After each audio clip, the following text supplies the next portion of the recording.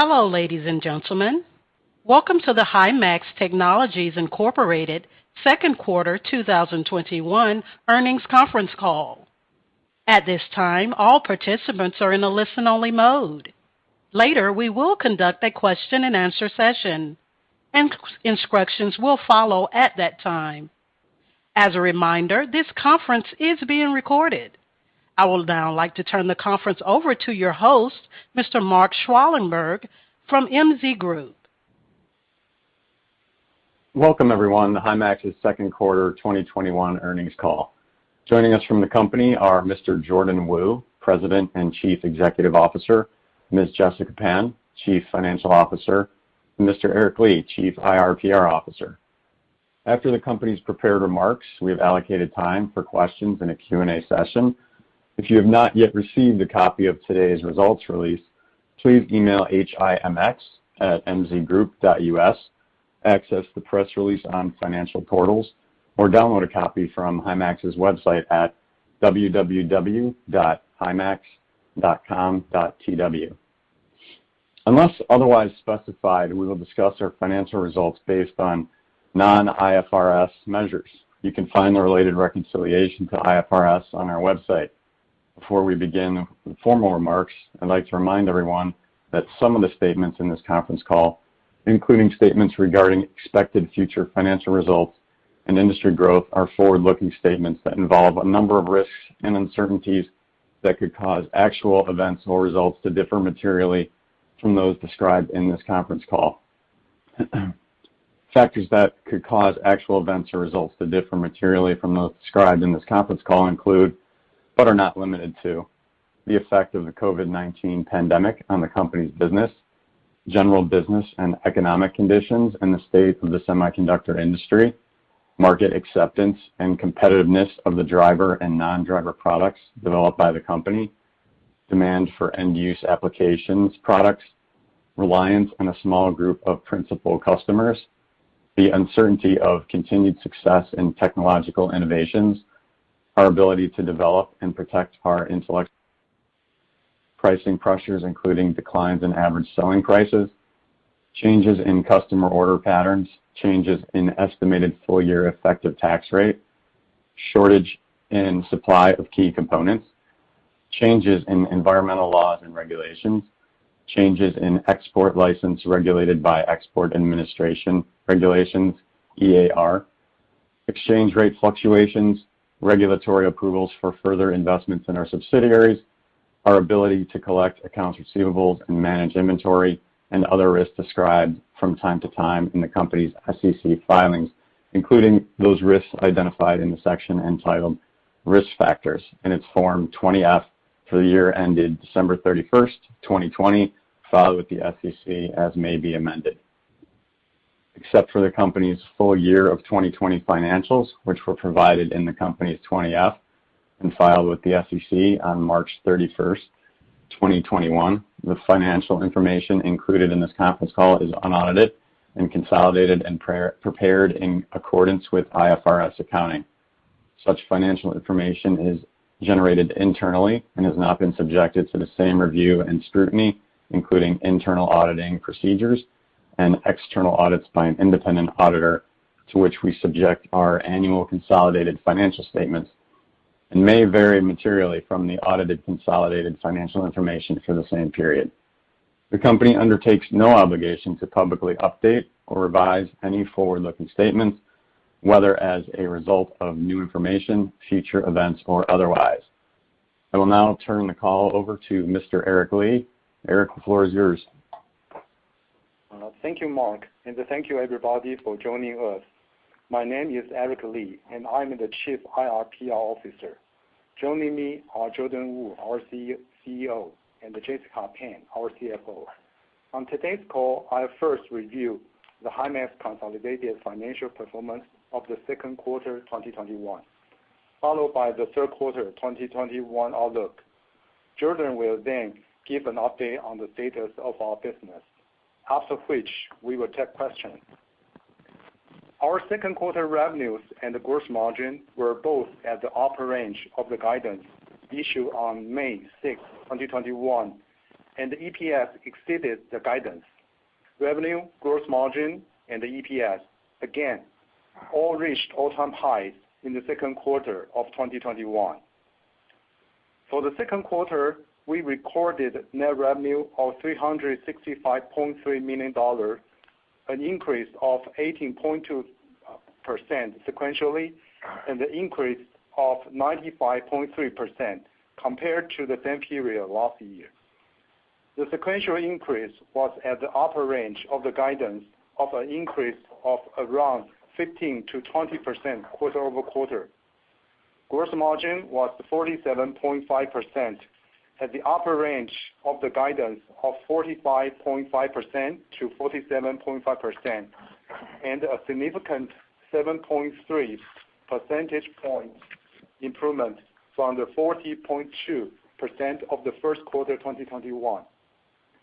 Non-IFRS profit per diluted ADS was 62.4 cents, exceeding our guidance of 54.2 cents to 60.2 cents.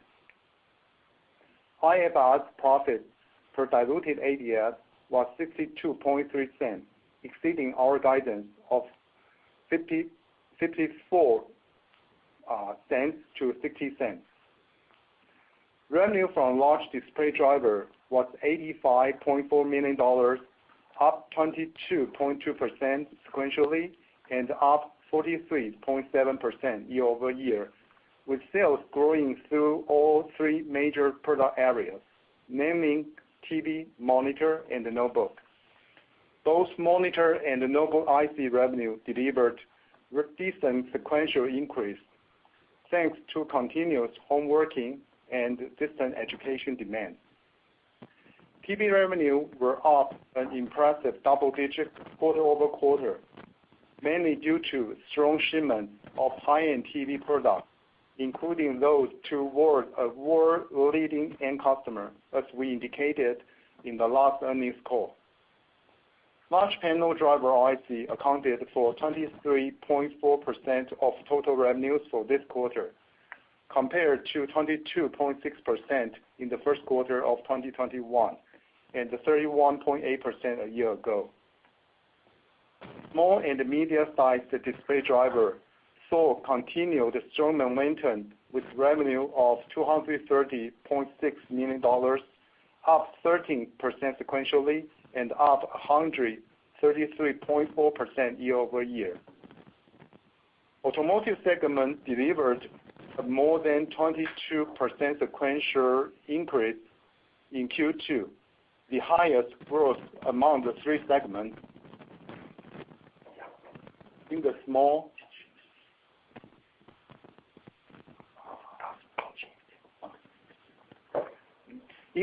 and medium-sized driver IC business, TDDI for tablet was up more than 30% sequentially, a continuation from the high base last quarter, while smartphone TDDI posted low single-digit sequential growth. Small and medium-sized segment accounted for 63.1% of total sales for the quarter, compared to 66.1% in the previous quarter and 52.8% a year ago. The second quarter smartphone sales came in better than expected, with revenue reaching $83.9 million, up more than 200% compared to the same period last year.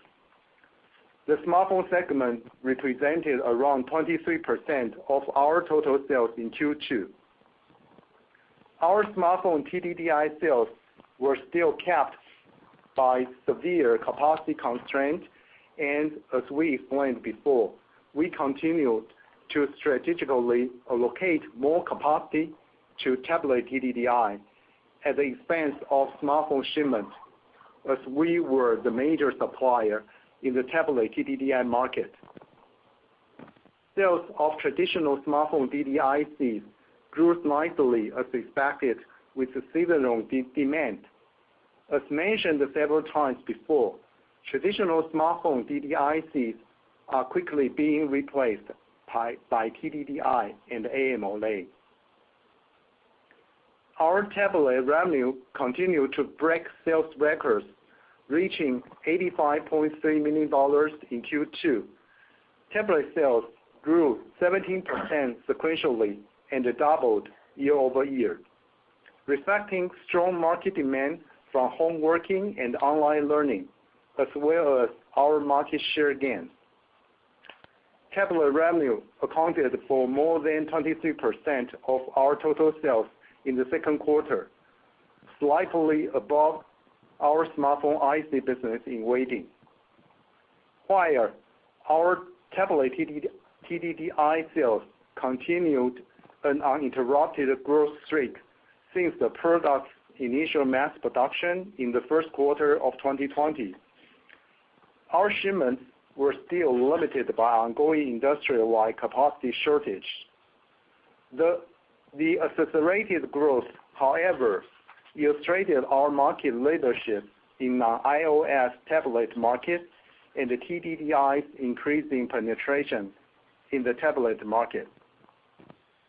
Revenue of traditional discrete driver IC for tablet was flat sequentially in the second quarter as the market continued to quickly replaced by TDDI.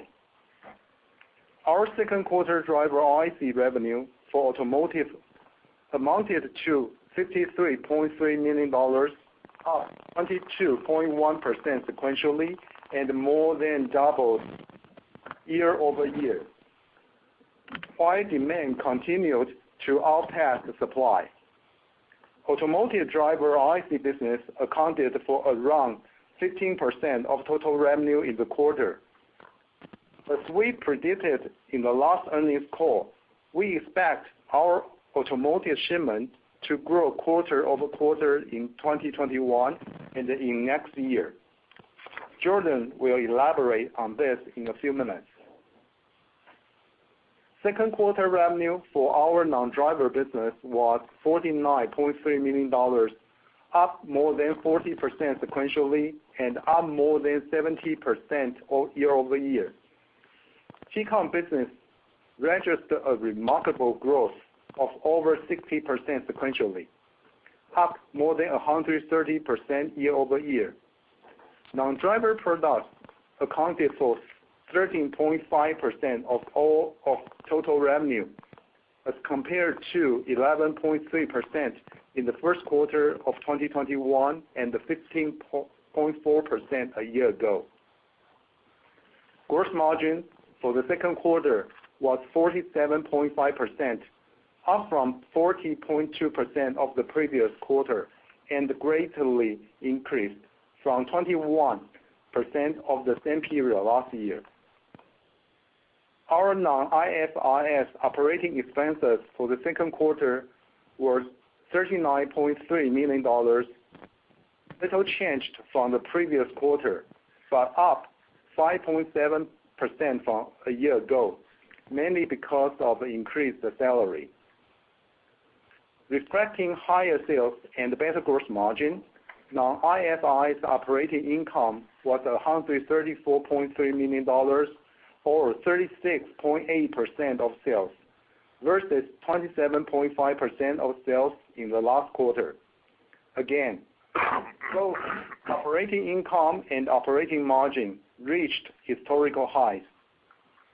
Non-IFRS after-tax profit was $109.1 million, or 62.4 cents per diluted ADS, a new record high, and greatly up from $67.1 million, or 38.4 cents per diluted ADS of the last quarter. Turning to the balance sheet, we had $270.4 million of cash equivalents, and other financial assets as of June 30, 2021, compared to $107.1 million in the same time last year and $245.8 million a quarter ago. The higher cash balance was derived mainly from $85.2 million of operating cash inflow during the quarter, offset by the $59.6 million cash outflow for refundable deposits made for purchase of securing foundry capacity. Restricted cash was $112.1 million at the end of Q2, compared to $114.8 million a quarter ago and $164 million a year ago. The restricted cash was mainly used to guarantee the short-term secure borrowing for the same amount. We had $55.5 million of long-term unsecured loans as of the end of Q2, of which $6 million was current portion. Our quarter-end inventories as of June 30, 2021 were $134.2 million, up from $114.9 million last quarter and down from $161.5 million a year ago. Compared to the prior year, our inventory remains at a lower level as customers request finished goods delivery as soon as they are available, reflecting the prolonged supply-demand imbalance. As the overall semiconductor is unlikely to have sizable capacity increase anytime soon, while demand far outpaces supply, we anticipate similar level of inventory position in the next few quarters. Accounts receivable at the end of June 2021 was $329 million, up from $289.1 million last quarter and up from $206.1 million a year ago, due to higher sales. DSO was 88 days at the quarter end, as compared to 101 days a year ago and 84 days at the end of last quarter. Now turning to the cash flow for the quarter. Net cash inflow for operating activities amounted to $85.2 million as compared to an inflow of $60.3 million last quarter and an outflow of $9.2 million for the same period last year. Investing activities saw a net cash outflow of $58.2 million during the second quarter, mainly because of a net increase of $59.6 million in refundable deposits that we made during the second quarter for the purpose of securing foundry capacity. Also, as part of investing activities, second quarter capital expenditures were $1.4 million versus $2 million last quarter and $0.7 million a year ago. The second quarter CapEx was mainly for R&D related equipment for our IC design business. We declared an annual cash dividend of 27.2 per ADS during the second quarter, totaling $47.4 million and equivalent to 100% of last year's net profit. The dividend was paid out on July 12, 2021. As before, our dividend was determined primarily by prior years' profitability. Our decision to pay out full net profit of last year's demonstrated the management's strong confidence for our business prospect. As of June 30, 2021, Himax has 174.3 million ADS outstanding, little change from last quarter. On a fully diluted basis, the total number of ADS outstanding was 174.7 million. Now, turning to our third quarter 2021 guidance. For the third quarter, we expect further revenue growth from the already high level of Q2 2021. Gross margin should see another uptick and could reach another quarterly high. For the third quarter, we expect revenue to increase 13% to 17% sequentially. Gross margin is expected to be in the range of 50.5% to 52%, depending on the final product mix.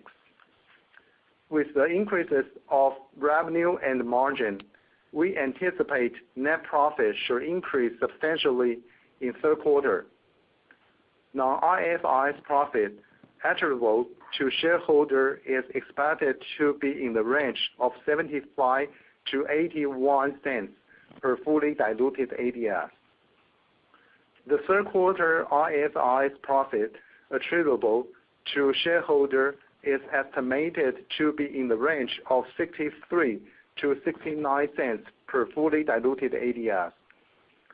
Similar to our usual practice, we will grant RSUs on or around September 30 for this year for employees' share-based compensation.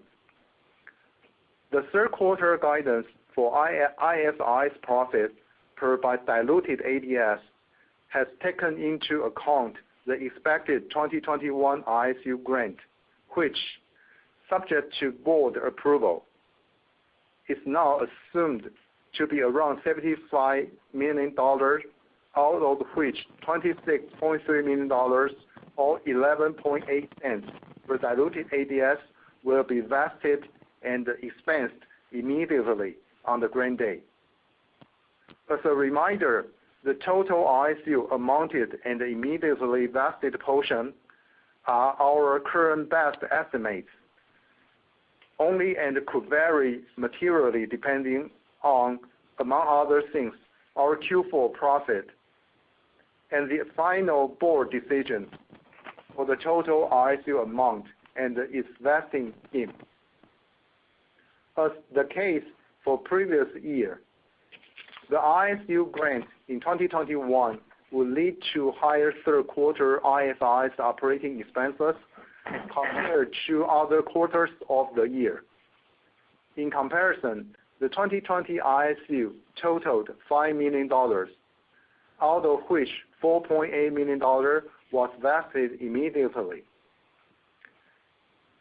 Needless to say, our estimated total RSU amount is significantly higher than those of prior years due to anticipated record high profit for this year. This is an illustration of our appreciation to team for their hard work. This also demonstrates our confidence in our long-term growth prospect. I will now turn the call over to Jordan. Jordan, the floor is yours.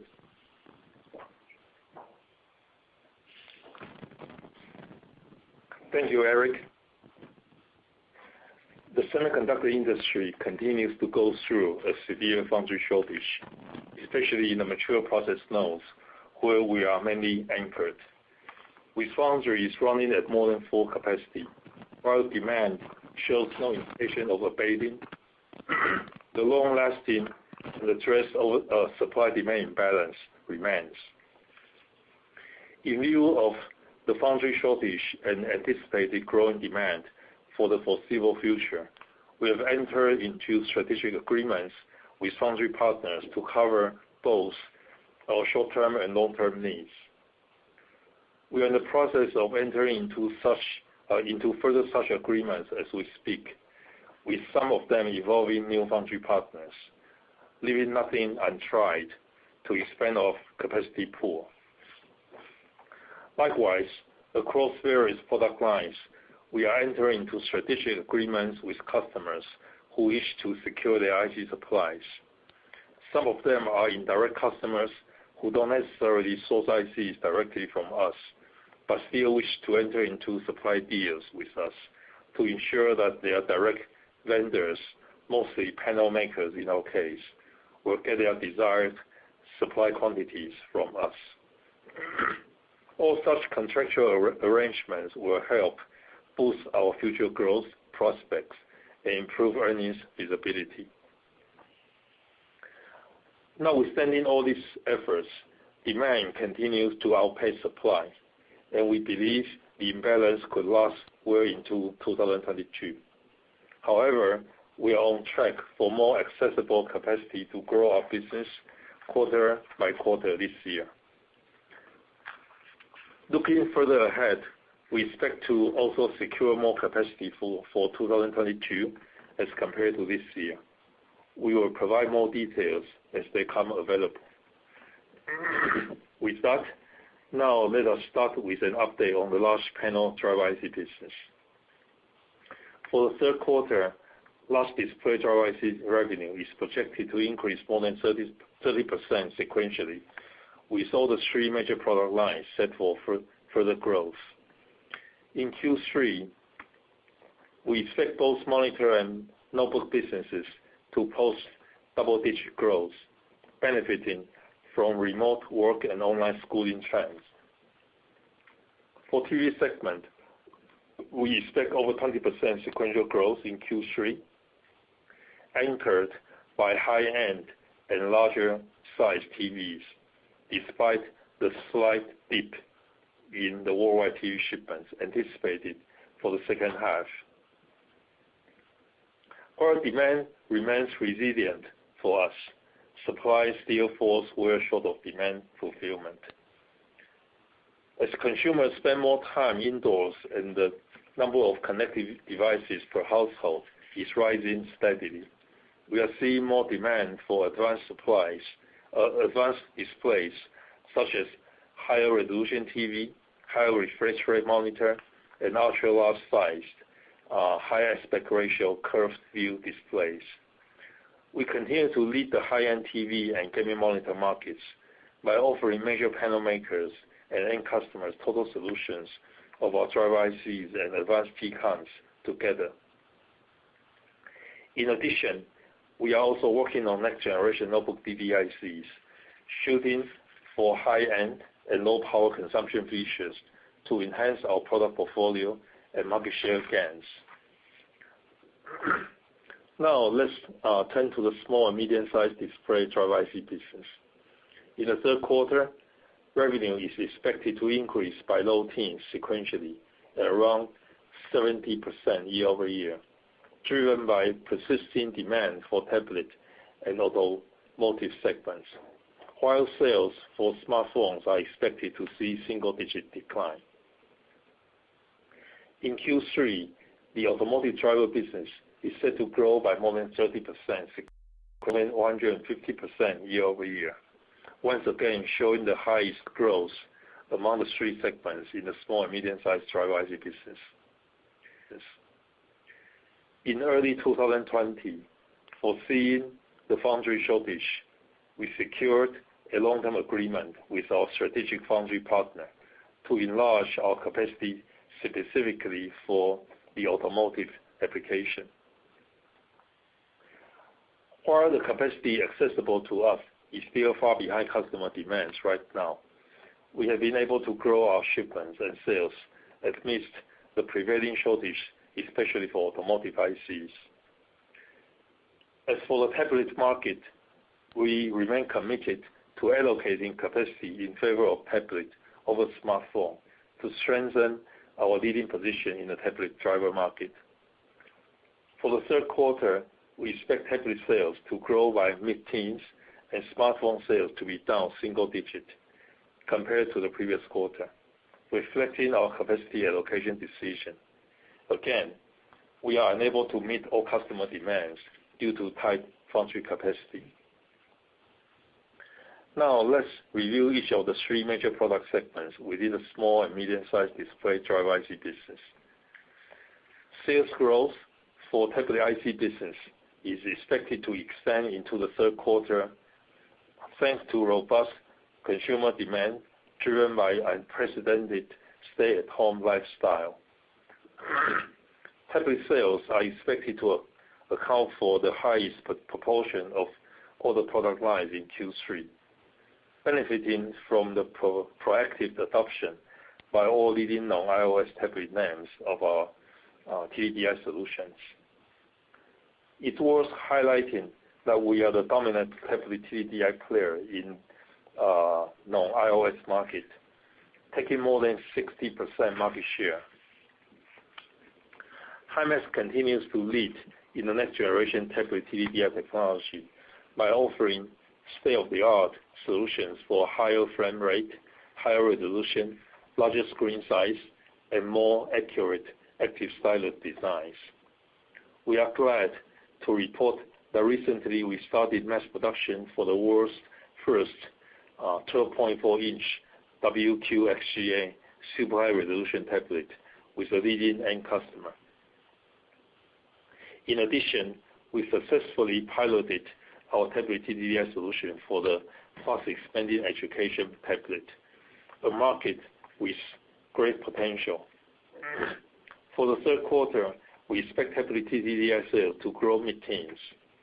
Revenue of traditional DDIC for tablet is expected to increase high single digit sequentially. Next, a quick update on smartphone driver. The worldwide smartphone market confronted a short-term headwind from the recent spreading of the pandemic in the Southern Asia. However, our demand for smartphones still far surpasses supply. Limited by the total accessible capacity, we continue to strategically allocate capacity in favor of tablet over smartphone, as we mentioned before. Consequently, we anticipate our smartphone sales to be down single digit in Q3. Looking ahead at our smartphone TDDI lineups, we are undertaking new design developments supporting higher frame rate, ultra slim bezel, and higher resolution features. We expect successful engagement with key customers in the coming quarters. Discrete drivers for smartphone running at relatively low volume are expected to grow strongly with seasonal demand for the third quarter. Now turning to the automotive sector. As I just mentioned, we expect strong growth for automotive IC business in Q3 on the backdrop of severe global IC shortage for the automotive market. With the rising volume for EV and anticipated proliferation of autonomous driving, the display for automotive market will grow in not only volume but also chip size and sophistication.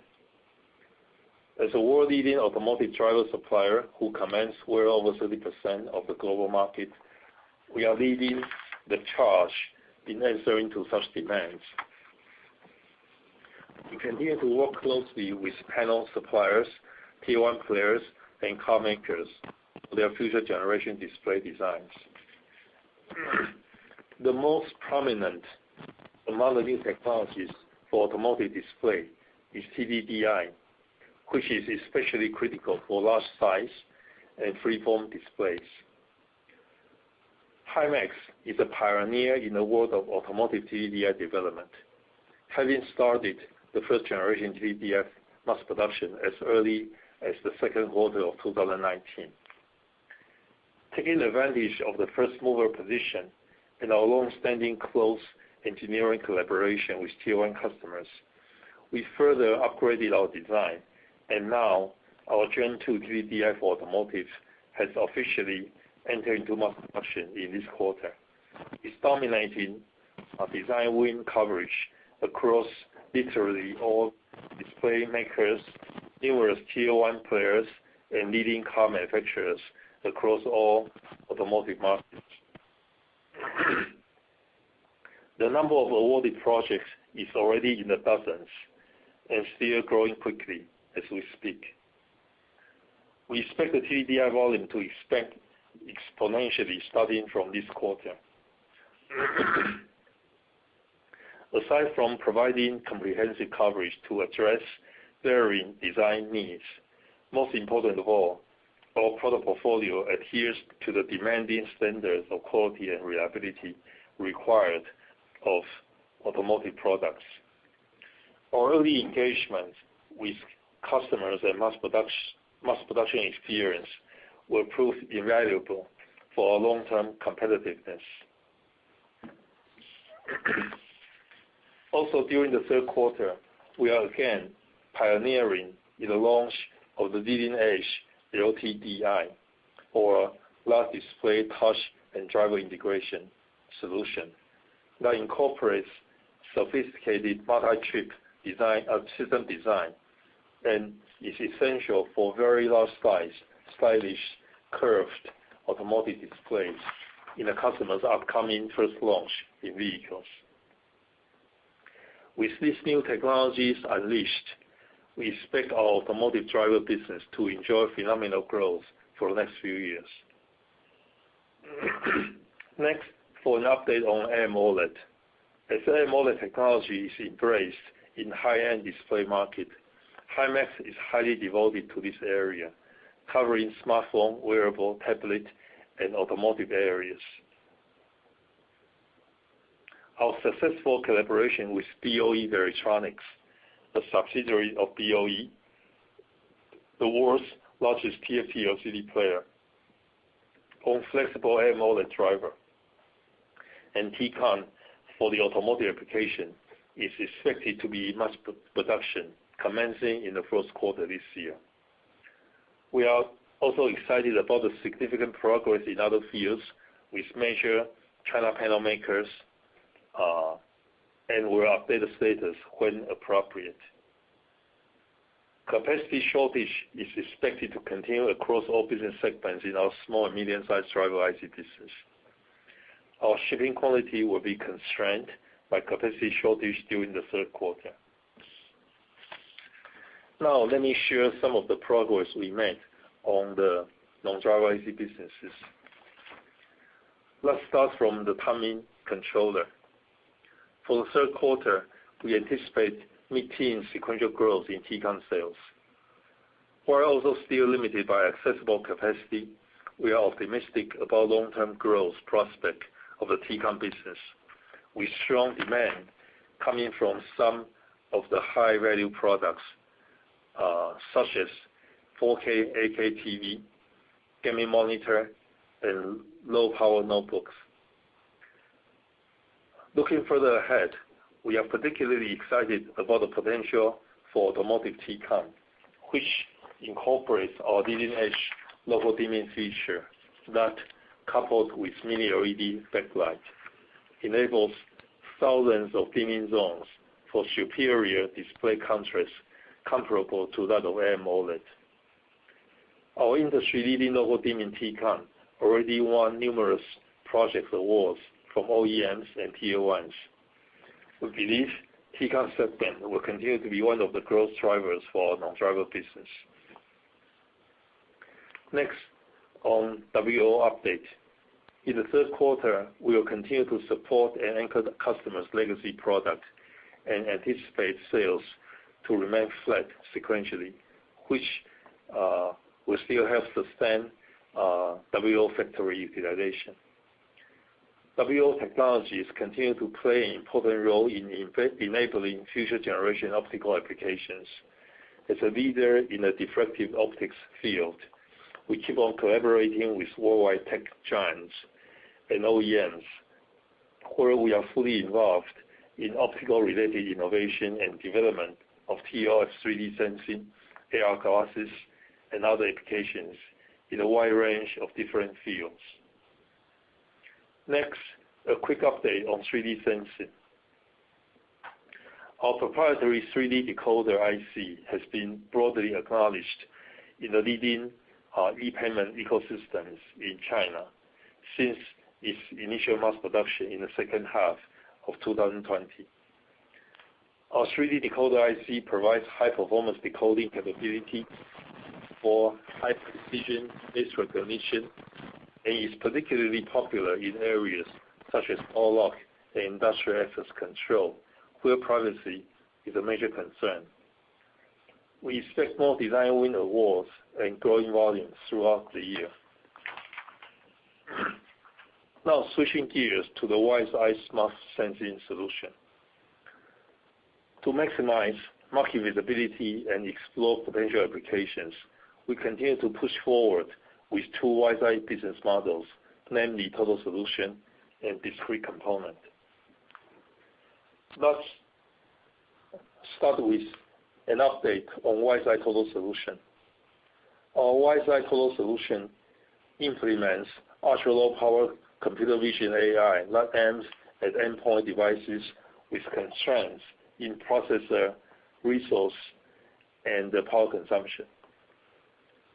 In addition to the design win for mainstream application from a leading tech name that we reported last quarter, we are pleased to report new awards during the second quarter from utility meter, battery camera, and panoramic video conferencing applications.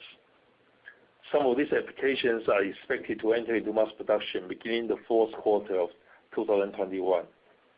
We continue to work on various new solutions covering a wide variety of applications, including doorbell, surveillance, smart city, healthcare, agriculture, and many other AIoT devices, with joint efforts from multiple algorithm partners in different domains, including HIMX own subsidiary, EMSA. We are at the forefront of delivering cutting-edge ultra-low power smart image sensing solution to the edge AI markets.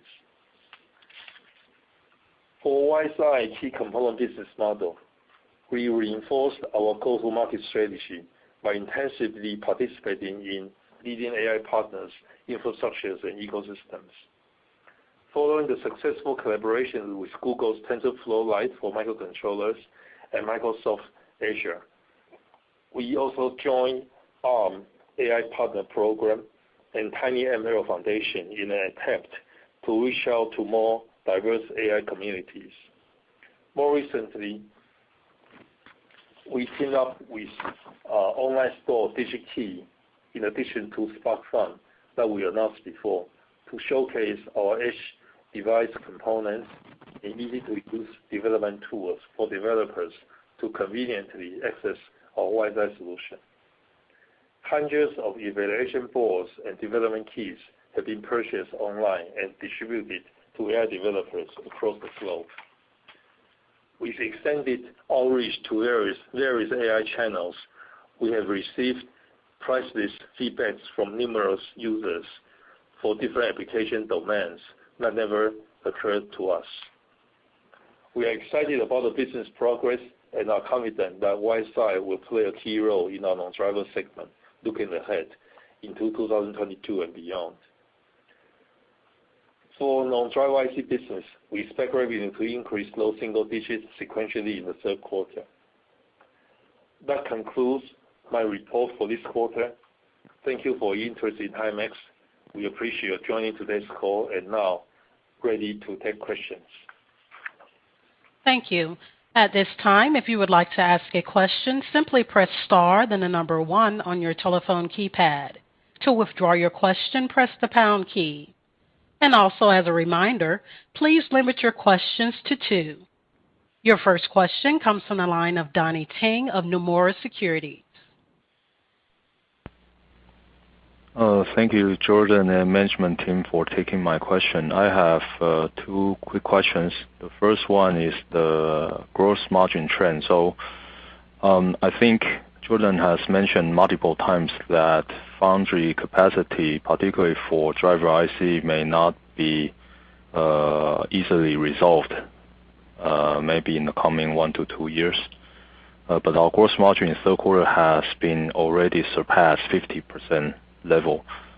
So just wondering, in the real business practice, would the further increased gross margin in the future will have some, negative impact to our customers, and we may think that the gross margin to be relatively stable from fourth quarter and beyond.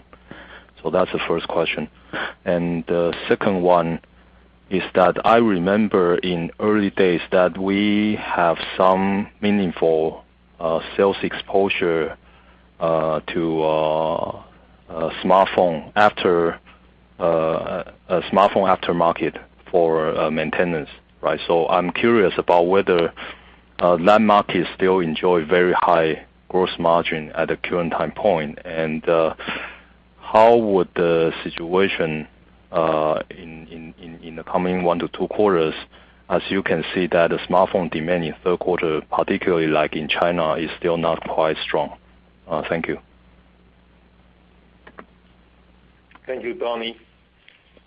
Your first question about gross margin trend, that our guidance for Q3 has been over 50%, and whether I guess your question is whether it can continue to go up or at least sustain at this high level, and whether such high level of gross margin will be negative to customers.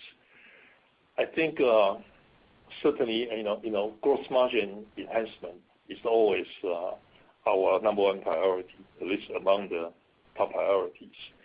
So we have to try everything we can to drive our gross margin higher.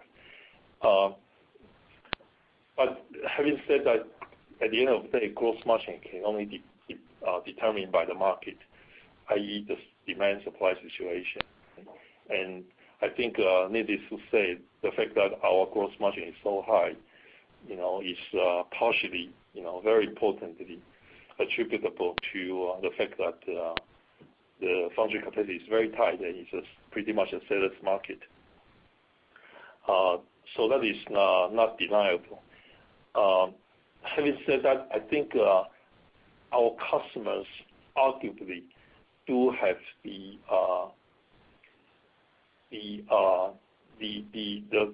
capability to absorb higher costs coming out of driver IC, because after all, driver IC still accounts for a pretty low portion of their total cost. Even if you look only at their material cost, driver IC is definitely not among the top items, not even close. So if you are a panel maker and you're sitting on multiple fabs, each one costing you billions of dollars to build, and driver IC, while the price is coming up, you still need to have driver IC. Otherwise, you simply cannot run your factory. And the last thing you want to see is to see your factory sitting idle, right? The depreciation charge is going to kill you. So I think whether driver IC's upward price trend will jeopardize the panel industry for its additional cost burden, I will argue the impact can only be marginal, because again, our cost accounts for pretty small portion of their total cost, while the importance of driver IC technically and business-wise are critical for panel makers. So in fact, we actually mentioned briefly in our prepared remarks, we are seeing the overwhelming demand from our customers, and in many cases, indirect customers as well, direct customers as well as indirect customers, to try to enter into long-term, supply arrangement with us, because I think they recognize, it's very important, and the capacity tightness is not going away anytime soon. But again, at the end of the day, gross margin is determined by demand and supply. All we can do is to take advantage of the current situation, which is probably favorable to us. And also, I think quite importantly, we are trying to take advantage of this situation and try to reposition and improve our competitiveness for the longer term. So, for example, by entering into such agreements with direct and indirect customers, we get to kind of quote unquote cherry pick. I wouldn't say cherry pick, quote unquote. We tend to pick the customers and products that we prefer over others, because at the end of the day, our foundry capacity is limited, i.e. our resources are limited. So we need to allocate our resources. We need to best utilize our resources to our best advantage. That includes short-term advantage, i.e. pricing, gross margin, profitability, etc. And longer term advantage, which is higher end products, better customers, higher entry level markets, etc. And I think we are doing quite well in achieving this, which may not show in our immediate results, but I think in the long term it can be quite important for us. So hopefully that will be something that will help sustain our gross margin, hopefully for the longer term. And your second question is about some of our sales exposure to smartphones maintenance market in China. Indeed, we are one of the players in that market. That market it certainly is relatively smaller compared to the mainstream brand name, first-hand market, but and also the volatility is higher. It goes up and down more dramatically than the other mainstream market. Ditto for gross margin as well. And so when there's a slowdown, it tends to go faster, and vice versa. When there's a pickup, it tends to go faster as well.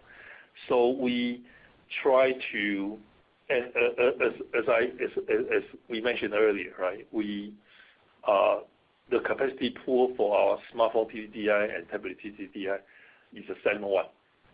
So with this, we have to, and we do, try to allocate our capacity to satisfy both the short-term needs and our long-term needs. Long-term needs meaning, regardless of short-term gross margin, there are certain markets we simply need to support and maintain, and for the long-term benefits of our customers and ourselves. But certainly, we do look at the short-term gross margin trend as well in making such allocation decision. And as you can expect, when the maintenance market goes down, when it goes down more dramatically than the other market, then we may actually allocate more resources to mainstream smartphone market and certainly tablet market as well.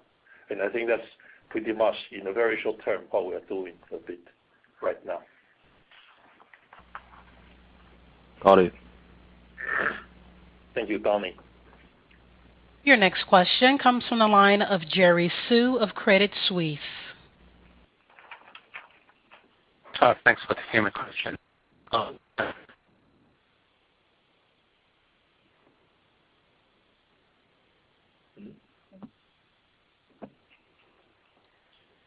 Jerry.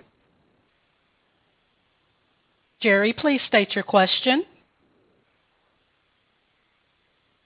Your next question comes from the line of John Lopez of Vertical Group.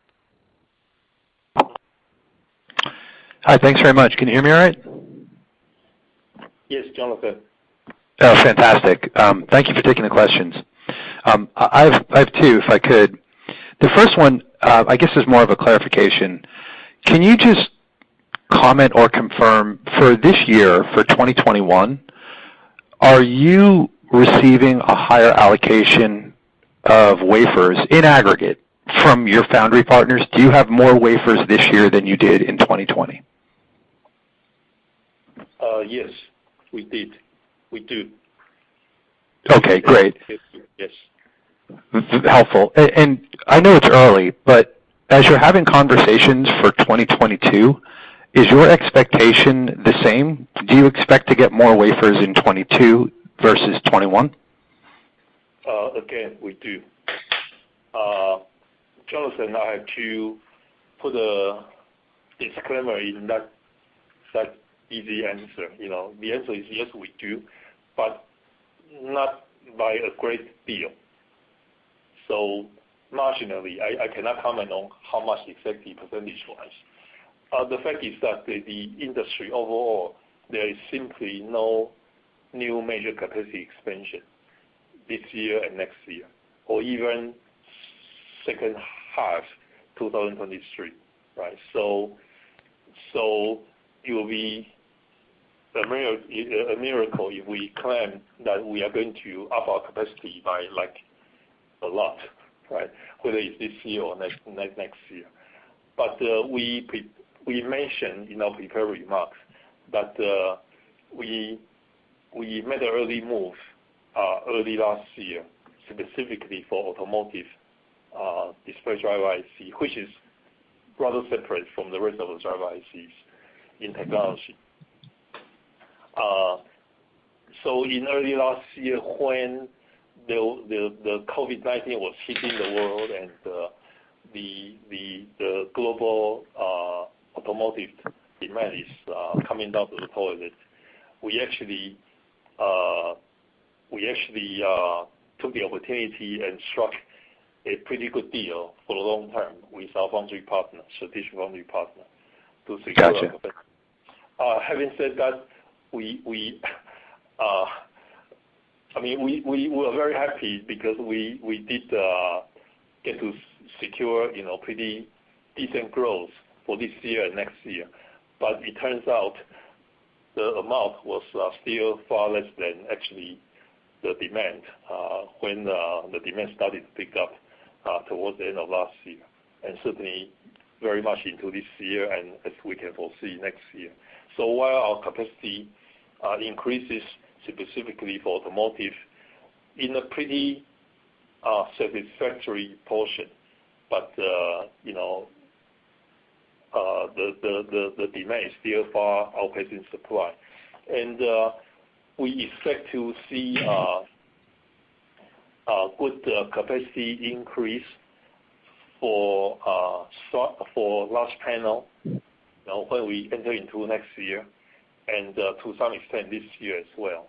And this is important. This is very important because, and it's not easy because based on our internal estimates, while the display driver IC demand for large panel will grow this year and next few years because of a few factors, namely, the panels are still growing bigger, and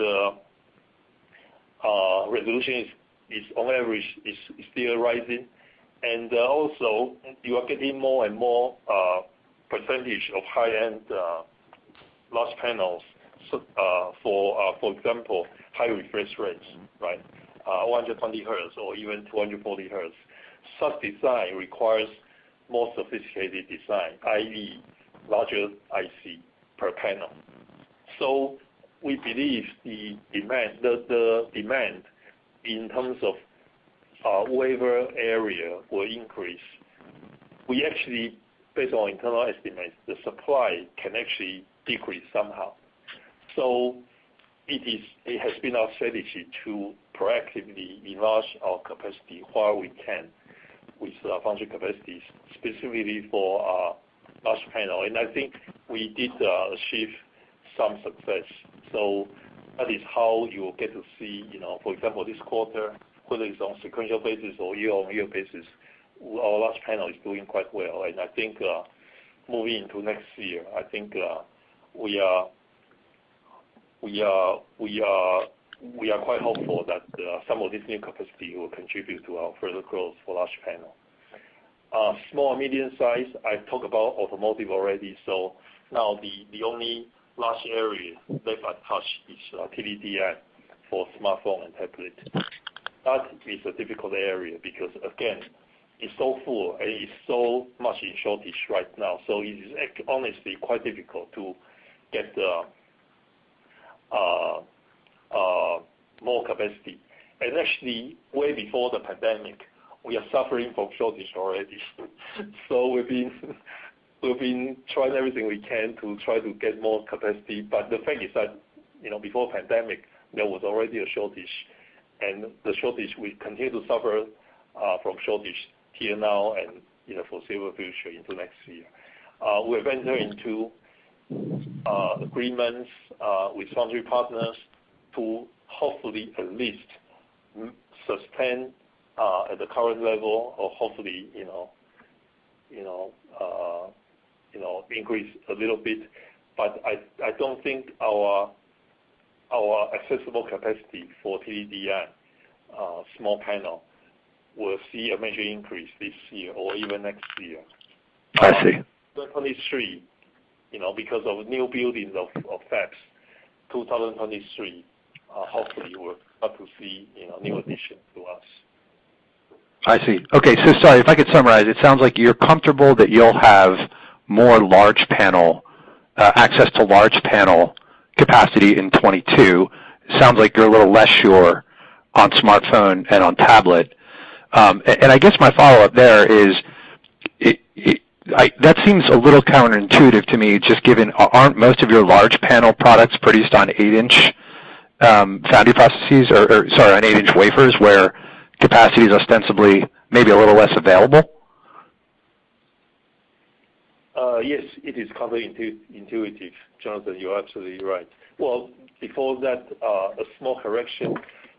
We expect to do better in large panel, also in small panels automotive business. Right. Sorry. Yes. Now, yes, it's counterintuitive, but I think in the case of automotive, for example, it's purely 8-inch, and we just move faster than anyone else because we have extensive discussions with OEMs, tier 1s, and panel makers, and we understand, we could foresee there will be an outburst of demand, while nobody seemed to be ready for it. So we entered into agreements. We just got prepared. And for other large panels, it's a combination of 8-inch and 12-inch.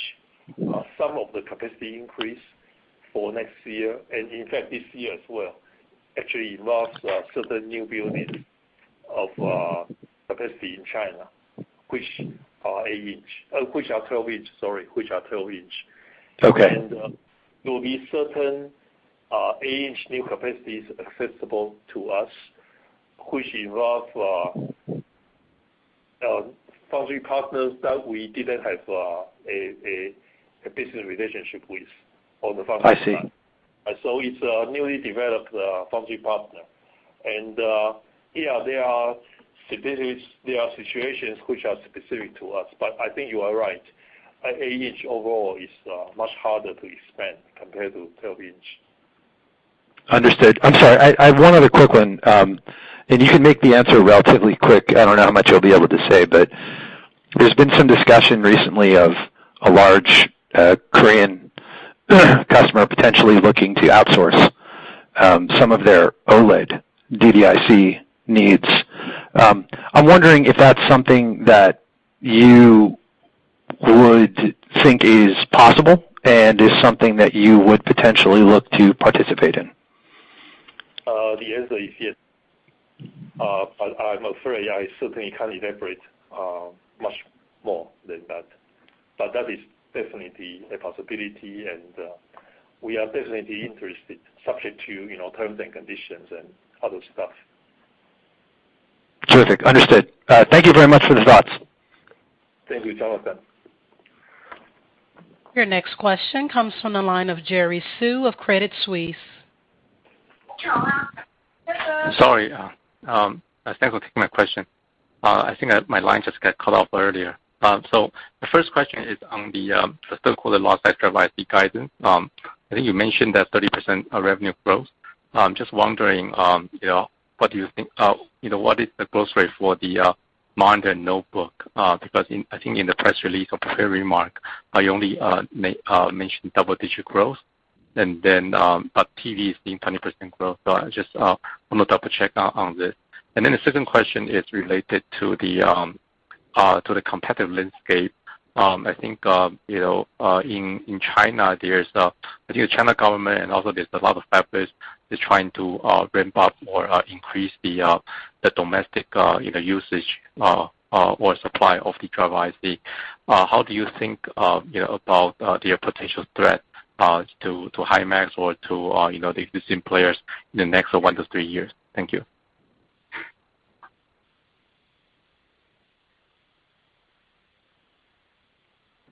Thank you, Jerry. I guess your first question is about the Q3 growth specifically for monitor and notebook. Is that right? Yes. Very strong, actually. Sequentially, let me see. Both monitor and notebook are in the range of about 50% growth sequentially.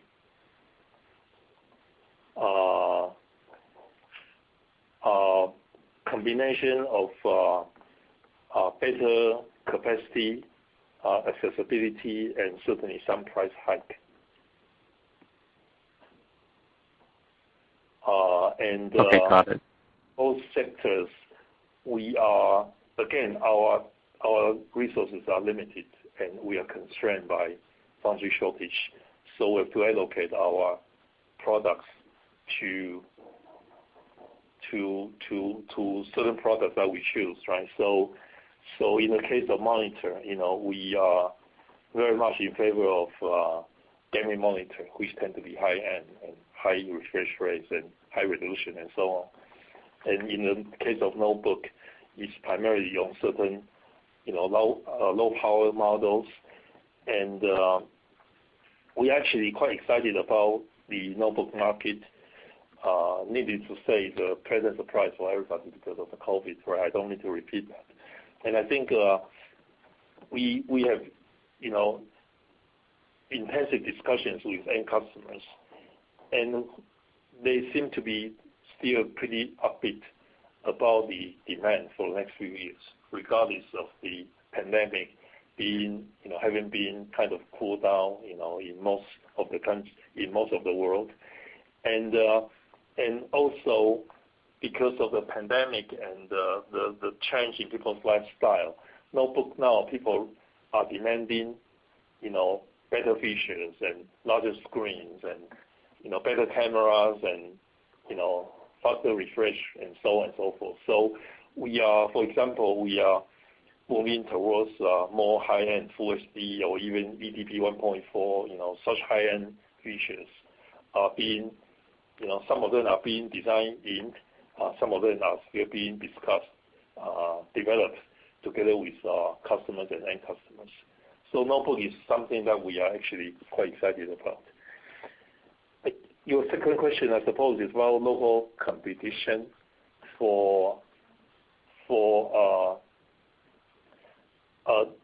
I actually talk about briefly when answering Jonathan's questions that in China there are certain new constructions of fabs, which actually we quite welcome. We are actually one of their earliest customers, and we have entered into supply agreements with them, and for the current demand and for our future demand as well. And we pay a lot of attention to their expansion plans. So we are actually one of their earliest customers, and we believe we are certainly one of their larger customers for display driver IC. Having said that, so we actually welcome their building new fabs for the industry, and we are actually pushing them to go faster. Unfortunately, as we are all aware, these days the lead time for new tools for fabs, for foundries, is actually getting longer and longer, and certainly, our Chinese foundry partners they are no exception to this problem. So we are in discussions about their expansion plan and timetable, and certainly we want to make sure we are part of their plan. Having said that, certainly, the foundry partner being Chinese and backed by the government, they certainly have to they have to support their local customers, i.e. our Chinese competitors. However, I think I said earlier and repeatedly that we are hoping to reposition ourselves so that we get to do more higher end products with higher entry barriers. So I think that is kind of the differentiation we try to make against our Chinese peers, who tend to still be in, for example, low-end TV and low-end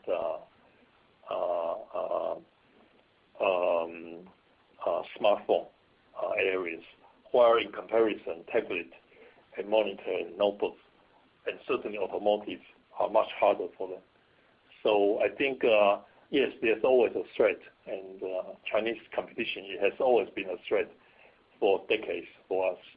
But I think right now, I guess we are more worried about foundry constraint than Chinese competition, because I think we see still some differentiation, against those competitors, and so do our customers. I think they would also, position people like HIMX against their Chinese supplier for different kind of products.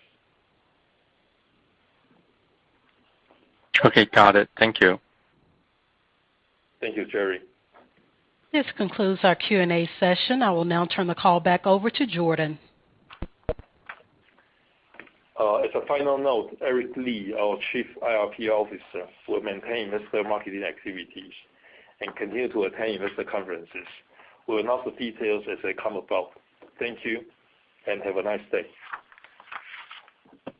Again, this concludes today's conference call. Thank you for participating. You may now disconnect.